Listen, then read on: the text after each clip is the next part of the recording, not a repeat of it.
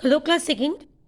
Today we have completed our revision worksheet 1, right, of EVS. ठीक है, topic क्या है? Land, water and air.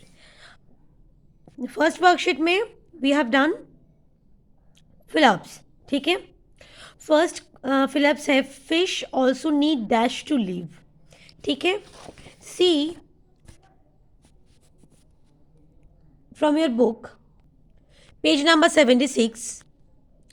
Fish also need oxygen to live. Fish भी जो सांस लेते हैं, मछलियाँ, वो भी ऑक्सीजन से जीते हैं like humans. So you have to write here oxygen, right. Fish breathe through their. जो ह्यूमन है वो किसके ज़रिए ब्रेथ करते हैं, सांस लेते हैं? लंग के ज़रिए. बट जो फिश है ये लोग ब्रेथ करते हैं, सांस लेते हैं through their gills. GILLS, right. तो आपको यहाँ पे लिखना है gills. Question number 2. Question number 3. The Earth Day is celebrated on. Celebrate कब होता है अर्थ डे? देखो, from your book the page number is 77. The answer is we celebrated 22nd April as every day, sorry, as Earth Day every year. Every year Earth Day हम celebrate करते हैं 22 अप्रैल को, 22nd April. So you have to write here 22nd April. ठीक है. Air that blows gently is called. जो सुनहरी हवा है उसे क्या कहते हैं? जेंटली मीन्स सुनहरी, ब्लोज मतलब बहना. ठीक है, हवा जब बहती है उसे कहती है ब्लो. ठीक है, तो जब सुनहरी हवा चलती है हमें बहुत अच्छा लगता है गर्मी के सीजन में, तो उसे क्या कहते हैं? See your book and find the answer from page number 77.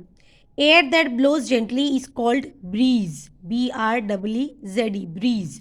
So in question number 4 you have to write breeze. Next question. Air that moves very strongly is called. जो एयर बहुत ही स्ट्रांगली मूव करता है उसे क्या कहते हैं? Moving. Air that moves very strongly is called storm. Storm means तूफान, है ना. तूफान जब आता है, हवा बहुत तेज चलता है ना, तेज दौड़ता है, और उसके कारण काफ़ी पेड़ पौधे गिर जाते हैं. कभी कभी जो मिट्टी से बना हुआ घर है वो भी टूट जाते हैं, पेड़ गिर जाते हैं रोड के ऊपर, काफ़ी नुकसान होते हैं. तो जो हवा सुनहरी तरीके से बहती है उससे हम मज़ा लेते हैं, हमें अच्छा लगता है. और एयर में ऑक्सीजन होता है, उसके ज़रिए हम सांस लेते हैं.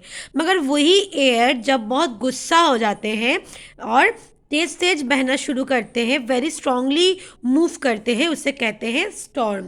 वो क्या बन जाता है? बहुत खतरनाक, डिस्ट्रक्टिव. वो पूरे एरिया को, पूरे समाज को, पूरे दुनिया को वो तबाह कर सकता है. सो ऐसे तूफान को बोलेंगे storm. You have to learn this word. So you have to write here storm.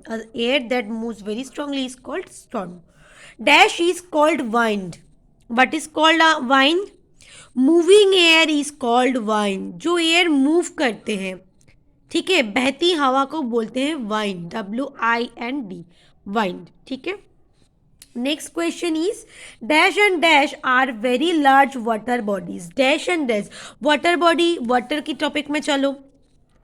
Oceans and seas are very large water bodies, contain salty water, right? Oceans और seas. सीज और ओशंस के डिफरेंसेस क्या है? Seize को हम बोलते हैं समुंदर, ठीक है, सागर. और जो ओशंस है वो है महासागर. महा मीन्स और भी बड़ा बड़ा. ठीक है. सो ओशंस और सीज जो है इस वर्ल्ड में, वो है इस वर्ल्ड का सबसे बड़ा वाटर बॉडी. ठीक है, सबसे बड़ा वाटर बॉडी ओशंस, उसके बाद आता है seas. Both are very large water bodies, contain salty water. इसका जो पानी है ये सॉल्टी है. So you have to write here oceans and seas, and obviously you have to learn the word spelling also. Dash are flowing water bodies. नदी के पानी flowing water bodies एक जगह पे टिकता नहीं है, वो बहती रहती है, ठीक है। Rivers are water bodies with flowing water, ठीक है।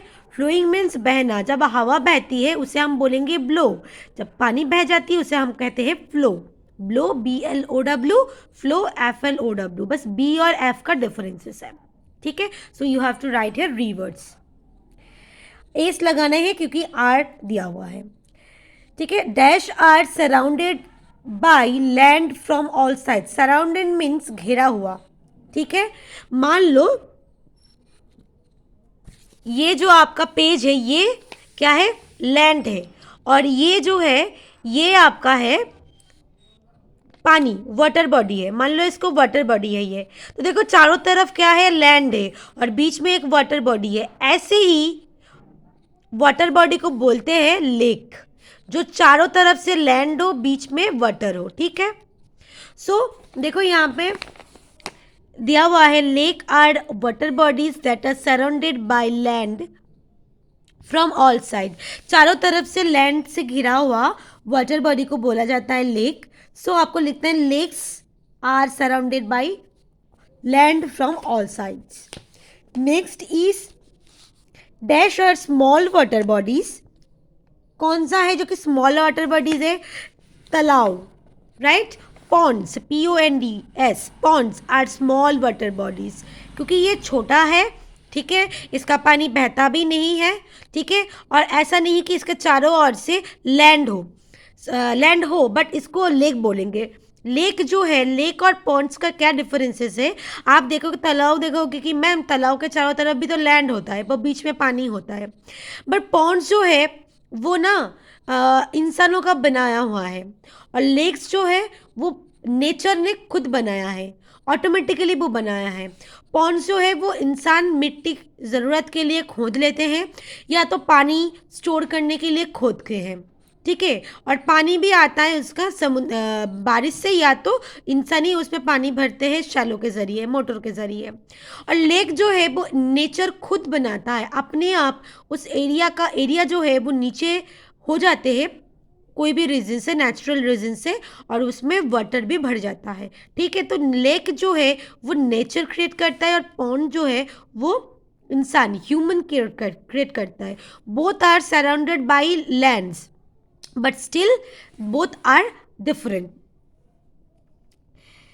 Next question is flat and highlands on earth are called, flat and highlands, flat और highlands को क्या कहते हैं, plateaus. You have to learn this word and you have to write here. Question number 11. Question number 12 is dash is called the sheep of desert. Who is called the sheep of desert? Desert की sheeps किसे बोला जाता है, camel को, because camel is the only way to travel in desert, right. The camel is known as the sheep of the desert because it can survive in the desert without water and food for many days. ये एकमात्र तरीका है desert में travel करने का, और इसे इसलिए कहा जाता है क्योंकि ये जो प्राणी है ये वाटर और फूड के बिना काफ़ी दिन डेजर्ट में सर्वाइव कर सकता है, ठीक है। So you have to write here camel. The flatlands are called dash, the flatlands कहाँ से मिलेगा आपको, आपके पेज नंबर 73 में आपको देखने को मिलेगा flatlands are called plains. The land on the earth is not same everywhere, जो लैंड है वो अलग अलग जगह पे अलग अलग हाइट का होता है। At places it is flat, such flatlands are called plains, जो फ्लैटलैंड्स है वर्ल्ड का उसे कहते हैं plains. You have to learn this one and you have to write here answer. So this is the revision work of EVS topic land and water, right? You have to read this topic very carefully. देखो मैंने पूरे chapter में से question ढूंढ के आपको fill-ups में दिया है. So you have to read this topic very carefully. This is your class work and you have to complete the worksheet. This is your homework. This work should be done on in your FAIR notebook, FAIR EVS notebook. Thank you, class.